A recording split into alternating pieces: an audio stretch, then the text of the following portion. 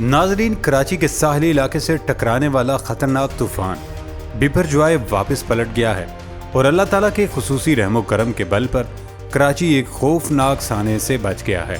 اب تک یہی خدشے ظاہر کیے جا رہے تھے اگر یہ سمندری طوفان کراچی سے ٹکرا گیا تو بڑے پیمانے پر تباہی ہو جانی تھی، تاہم طوفان کرشماتی طور پر کراچی کے ساحل سے ٹکرانے سے قبل ہی واپس ہو گیا۔ کیا یہ حضرت عبداللہ شاہ غازی کی کرامت تھی یا اس کے پیچھے سائنسی وجوہات کار فرما ہیں؟ دنیا بھر میں تباہی مچانے والے سمندری طوفان کراچی پہنچتے ہی کیوں نرم مزاج ہو جاتے ہیں اور کس طرح کراچی ایک بڑے سانے سے معجزاتی طور پر بچ نکلتا ہے؟ کھوجی ٹی وی کے معزز دوستو، اس ویڈیو میں آج ہم آپ کو خوفناک سمندری طوفان بپرجوائے کے واپس لوٹنے کی وجوہات بتائیں گے اور اس کے ساتھ ہی آپ کو بتائیں گے کہ کراچی کے ساحل میں ایسا کیا ہے کہ جس کی بدولت یہ سمندری طوفان حیران کن طور پر واپس لوٹ جاتے ہیں۔ ناظرین، جب بحیرہ عرب میں موجود بپرجوائے نامی سمندری طوفان شروع ہوا تو اس کا رخ کراچی کی طرف تھا اور سوشل میڈیا پر یہ بحث شروع ہو گئی کہ یہ طوفان کراچی کے ساحل سے ٹکرائے گا اور بڑے پیمانے پر تباہی مچائے گا، لیکن کراچی کا ساحلی علاقہ سمندری طوفان کے حوالے سے سب سے زیادہ خوش قسمت رہا،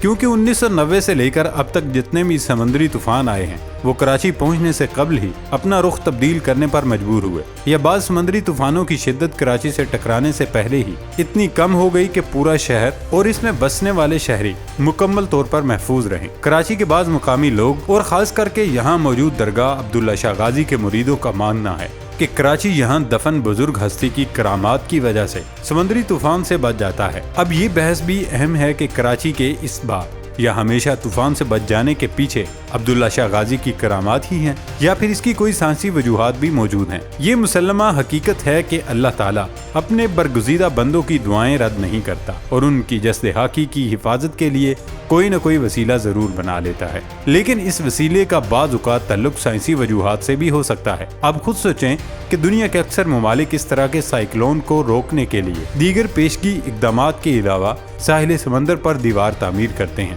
تاکہ طوفان اس دیوار سے ٹکرا کر زیادہ نقصان کا باعث نہ بنے، لیکن کراچی میں نہ تو ایسی کوئی دیوار ہے اور نہ ہی کوئی اور اقدامات کیے گئے ہیں۔ معجزاتی طور پر کراچی محفوظ رہتا ہے۔ دراصل دوستو، کراچی کے ساحلی علاقے کی ساخت ہی قدرت نے ایسی بنائی کہ یہاں طوفان کا خطرہ تو رہتا ہے لیکن شہر ہمیشہ محفوظ رہ جاتا ہے۔ کراچی 3 پلیٹس یعنی انڈین، یوریشیا اور عربین کی باؤنڈری پر واقع ہے جو سمندری طوفان کے لیے قدرتی رکاوٹ ثابت ہوتی ہیں۔ ان پلیٹس کی وجہ سے سمندری طوفان کو گھومنے کا موقع نہیں ملتا اور پھر یہ رخ موڑ لیتا ہے۔ یوں اپنے جغرافیے کی وجہ سے کراچی ہر بار بچ نکلتا ہے، لیکن اس کا ہرگز یہ مطلب نہیں کہ ہر بار یہ پلیٹس اس شہر کو محفوظ رکھ سکتی ہیں۔ قدرتی آفات ایک تسلسل میں آتے ہیں اور آج کل تو نہایت کم وقت میں یہ آفات دیکھنے میں آ رہی ہیں۔ جہاں یہ پلیٹس کراچی کے لیے اہمیت اختیار کر گئی ہیں، وہیں یہ پاکستان کے لیے بڑے خطرے کا سبب بھی ہیں، کیونکہ پاکستان اور خطے میں زلزلے بھی ان پلیٹس کی حرکت کی وجہ سے آتے ہیں۔ یوں یہ سب عناصر مل کر قدرتی آفات کے امکانات کو بڑھا دیتے ہیں، لیکن قدرت کے کرشمے دیکھیں کہ کراچی سمیت پورا پاکستان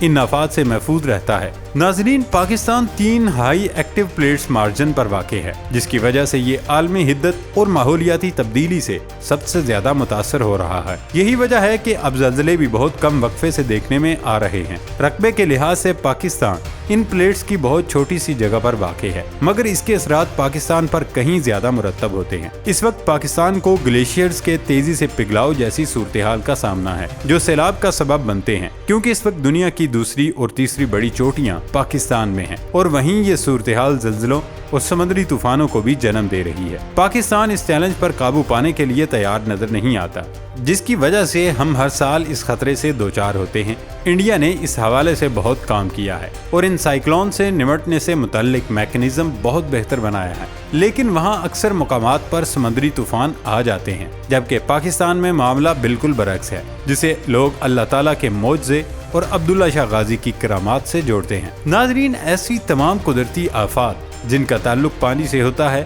ان کی بنیادی وجہ ٹیمپریچر یعنی درجہ حرارت ہوتا ہے۔ پاکستان کے جون کے مہینے میں سطح سمندر پر درجہ حرارت میں 2 سے 3 درجہ حرارت اضافہ دیکھنے میں آیا۔ سادہ الفاظ میں سائیکلون درجہ حرارت اور ہواؤں کے دباؤ کی وجہ سے پیدا ہوتے ہیں۔ درجہ حرارت اگر اس سمندری طوفان کو جنم دیتے ہیں تو پھر ہواؤں کا دباؤ اس کے رخ کا تعین کرتا ہے۔ مئی اور جون میں بحیرہ عرب، شمالی انڈیا اور بے آف بنگال میں یہ سائیکلون بنتے ہیں، تاہم گزشتہ برس یہ سائیکلون سرے سے بنے ہی نہیں۔ ان سمندری طوفانوں کا تعلق سب ٹراپیکل ونڈ سے ہوتا ہے۔ ان کے مطابق سطحی سمندر، مڈل اور اپر ونڈز ان طوفانوں میں اہم کردار ادا کرتی ہیں۔ جب سمندر کا ٹمپریچر سطح سے لے کر 50 میٹر نیچے تک 26 سے 28 درجے سینٹی گریڈ ہو جاتا ہے تو پھر یہ اس کی علامت ہے کہ کچھ گڑبڑ ہے۔ اس صورتحال میں زیادہ بخارات بننا شروع ہو جاتے ہیں۔ جب مزید اوپر یہ بخارات جاتے ہیں تو گرم ہوا اوپر جا کر ٹھنڈی ہو جاتی ہے۔ 40,000 فٹ بلندی پر جب یہ ہوائیں ہوتی ہیں تو پھر یہ سائیکلون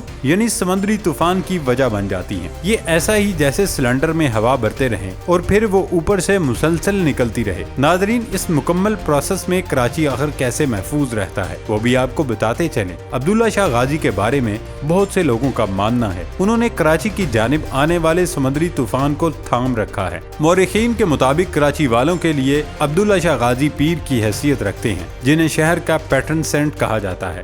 عبداللہ شاہ غازی کے بارے میں مختلف روایات ہیں، تاہم ان کی نسبت امام حسن رضی اللہ تعالیٰ عنہ سے ہے۔ کچھ روایات میں ہے کہ عبداللہ شاہ غازی امیہ سلطنت کے خلاف جدوجہد کرنے آئے تھے اور وہ پھر لڑتے ہوئے شہید ہو گئے۔ تاہم ایسی بھی روایات ہیں کہ شکار کرتے ہوئے ان کی موت واقع ہوئی، بھلے سمندری طوفان کراچی سے نہ ٹکرایا ہو، مگر یہ شہر کئی طوفانوں سے ہو گزرا ہے۔ لیکن اکثر طور پر سمندر طوفان سے بچ نکلنے کے پیچھے عبداللہ شاہ غازی کی کرامت بتائی جاتی ہے۔ عبداللہ شاہ غازی پر سبط جعفر کے چھوٹے بھائی سبط اصغر اور ماری سباٹوانا نے کتابیں لکھی ہیں جن سے پتہ چلتا ہے کہ عبداللہ شاہ غازی نفس زکیہ کے بیٹے تھے۔ وہ کربلا کے واقعے کے بعد بنو امیہ کے مظالم سے تنگ آ کر دیگر سادات کی طرح دیگر ممالک کی طرف کوچ کر گئے اور پھر کراچی پہنچ کر یہاں تبلیغ کی۔ چونکہ وہ امام حسن کی 5ویں پشت سے تھے تو یہ یقین سے کہا جا سکتا ہے کہ وہ محمد بن قاسم کے بہت بعد میں یہاں آئے تھے۔ ناظرین، اس ویڈیو میں ہم نے آپ کو سائنسی اور دیگر وجوہات کا ذکر کر لیا ہے۔ اکثر لوگ اسے اللہ تعالیٰ کے معجزے سے جوڑتے ہیں اور اس کی نسبت عبداللہ شاہ غازی سے کرتے ہیں، تاہم یہ سارے عمل ایک سائنسی طریقہ کار کی بدولت ممکن ہوتا ہے جو یقیناً اللہ تعالیٰ کی طرف سے ایک تیار کردہ نظام ہے۔ اللہ تعالیٰ ہم سب پر بھی اسی طرح اپنی کرم نوازیاں بنائے رکھے اور پورے ملک کو آفتوں سے بچائے، آمین۔